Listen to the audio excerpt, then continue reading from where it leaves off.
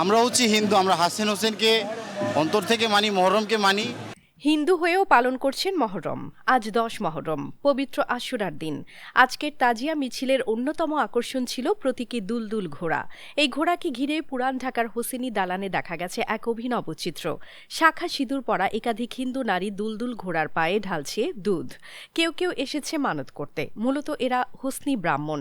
ধর্মে হিন্দু হলেও আচার বিশ্বাস ও কর্মে রয়েছে মুসলমানিত্ব। শিয়াদের মতো হোসেনি ব্রাহ্মণরাও বিশ্বাস করে দুলদুলের পায়ে দুধ ঢেলে মানত করলে বিপদ থেকে রক্ষা পাওয়া যায়। রোগমুক্তির বা অন্য কোনো ব্যক্তিগত ইচ্ছা পূরণে করা হয় মানত। শোভাযাত্রায় অংশ নেয়া এই প্রতীকী ঘোড়া যখন কোনো বাড়ি বা মহল্লার সামনে দাঁড়ায়, তখন মানুষ তার পায়ের কাছে দুধ ঢালে এবং সেই দুধ পান করে এবং গায়েও মাখে পবিত্রতার প্রতীক হিসেবে। আমরা এখানে আনো সবকিছু, বুঝছেন? হ্যাঁ হ্যাঁ, সম্মান করি। আর মানসিক মানতি করলে, যে বাচ্চা অসুখ বিসুখ হইলে, কার বাচ্চা হয় না, যে বাবা আমার ছেলে যে মেয়ে দিলে আমরা মানত পূরণ করবো। ভগবানের আশায়, আল্লাহ আশায় সবই আমরা দেয়। ভারত, বাংলাদেশ ও পাকিস্তানে রয়েছে এই হোসেনি ব্রাহ্মণ সম্প্রদায়ের মানুষ।